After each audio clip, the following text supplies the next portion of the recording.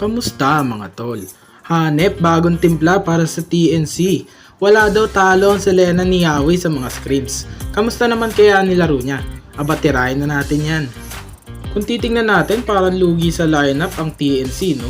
Kasi ang Omega meron silang Hayabusa na assassin. Samantalang ang frontliners ng TNC, Selena pati Navaria. Pero malakas naman sila sa mga vision. O ito, first turtle. At dahil walang tank ang TNC na roam, tank ang jungler nila na si Baksha. Si Zaida ang gumagamit niyan. Ayan o, may trap na agad. At dahil siya lang yung makunat, siya ang kailangan humarap sa mga players ng Omega. At dahil hindi siya makapag-focus sa turtle, naabutan tuloy siya ni Andoryu. Nakapana pa nga si Yawi dyan, retria na magaganap, si Ukir pa nga naka-retry. O ito, ang ganda sana na ito no? Naabutan nila si Chaknu na tumitipi. Samantalang ito, napana pa nga dito si Chaknu. Pero dahil malalambot sila, inuna na sila ng Hayabusa sa likod. Mabubuhay si Chaknu pati na si Yawi, pero si Lancy, patay ka dyan. O ito, pangalawang turtle tayo ha. Si Zaida na naman ang humaharap. Ngayon, dahil hindi nila makita kung nasaan ang mga members ng TNC, dahil si Zaida lang ang nagpapakita sa map. Kaya itong si Luis, napag-isipan niya na bigyan na agad itong si Zaida. Ulti flicker ang ginawa dito ni Luis at wala nang nagawa kahit rumisponde pa ang members ng TNC. Patay si Zaida. Kuha pa ni Andoryu ang turtle. O ito, sumunod na play. Sinubukan ng OMG na mag-push sa top lane. Samantalang ito si Luis nakasalubong niya itong si Zaida. Mabibigyan siya dito at magagamit ng TNC ang range nila. Patay ka dyan. O ito, pangatlong turtle tayo ha. Dito nakapasok na naman si Andoryu ha. Pero sa pangatlong pagkakataon, makukuha na ni Zaida ang pangatlong turtle. O ito, sumunod na play. Sinubukan lang mag-clear dito ni Lord JM sa mid lane. Samantalang nakita niya si Ukir pero siya pa yung nabigyan. Kompleto dito ang Smart Omega pero nasusustain lang lahat ng damage ni Zaida ang mga damage ng Omega. At eto, unang magandang pana ni Yawi. Sa pulso Luis, patay ka dyan. O ito, unang Lord ha. Kitang kita nila kung saan manggagaling ang Smart Omega dahil sa mga traps ni Yawi. Gamit na gamit nila dito ang range at vision advantage sa larong ito. Kaya ito, si Zaida na muna ulit ang hahawak ng pwesto ng Lord. Dahil kompleto na dito ang members ng Smart Omega, sinubukan nilang mag-contest dito sa Lord. Ultra pasensya ang ginagawa dito ng TNC dahil hanggat walang napapana, hindi sila mag-go. At ito sinubukan pumana ni Yawi at may tumama na nga. Mamamatay dito si Chaknu pati na rin si Luis at mapapana pa dito si Job. Gayb lang matitirang buhay dito kay Kozen at walang makukuhang trade ang Smart Omega. Libreng Lord para sa TNC.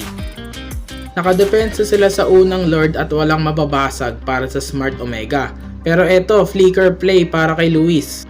Pero gandang rest back naman para sa TNC at wala ulit makukuhang trade ang Smart Omega, mabubuhay pa nga si Lord JM. Si Luis pa nga mabibigyan. Patay ka dyan. O eto, pangalawang Lord ha. Dito gumaganda na talaga ang mga pana ni Yawi. Sa pool dito si Chaknu pero di nila mapapatay yan kahit wala siyang flicker. Gayb lang matitira kay Chaknu pero ito nakasapul na naman si Yawi. Sa puntong ito, hirap na hirap makalapit ang Smart Omega dahil sa mga pana ni Yawi. Tila alam na alam niya kung saan pupwesto ang Smart Omega. Ayan o, sampul na naman si Andoryu. Malaking bagay ang ginagawa dito ni Yawi sa pagbibigay ng vision. Dahil hindi makalapit ang Smart Omega, bawas na sila bago pa sila makalapit. Napipilitan tuloy mag-reset ang members ng Smart Omega. Tapos samahan mo pa ng ultimate dito ni Lancy. Kitang kita talaga kung nasan sila. Kaya hirap na hirap mag-contest dito ang Smart Omega. Kahit na kumpleto pa sila, hindi sila makalapit na maayos. Ang ganda din ang pagka-secure ng TNC dito sa Lord. Pangalawang Lord makukuha na ng TNC. O eto, sa top lane magmamarcha ang Lord ha. Eto nag-ulti na si Navaria. Kitang kita na naman nila kung saan ang pwesto ng Smart Omega. Papasok na dito ang mga frontliners ng TNC para makabasag sila ng inhibitor turret. At eto, panapos, si Lancy sa pool, etong si Chaknu. Patay ka dyan. Ito, sumunod na play. Ang ganda ng ginawa dito ni Luis, oh. Naabot niya yung nagpapahirap sa kanila na Novaria. Di na nakapag-react si Lancey dyan, kaya patay ka dyan. O ito, pangatlong Lord sinubukan magbigay dito ng vision ni Chaknu, pero napana siya dito. Patatalian pa nga ni Lord JM at sa pool ka dyan kay Lancey at mabibigyan din nila dito si Luis. Patay ka dyan. Kaya mapipilitang umuwi ulit ang members ng Smart Omega at libreng Lord na naman ito para sa TNC. Okay, dito. Sa top lane ulit ang punta ng Lord. Dito ganda na naman ang ginawa ni Luis, flicker play na naman papunta sa kakampi niya. Patay si Lord JM. Pero makakabasag naman ng Torres sa baba ang TNC. Pero walang mamamatay sa Smart Omega kaya makakadepensa pa rin ang OMG. Dito sa play na to sinubukan ni Andorio pitasin si Yawi. Pero di yata nag-item check itong si Andorio kaya pagka-ulti niya, nag-grow as a player lang si Yawi at hindi niya pa mapipitas ito.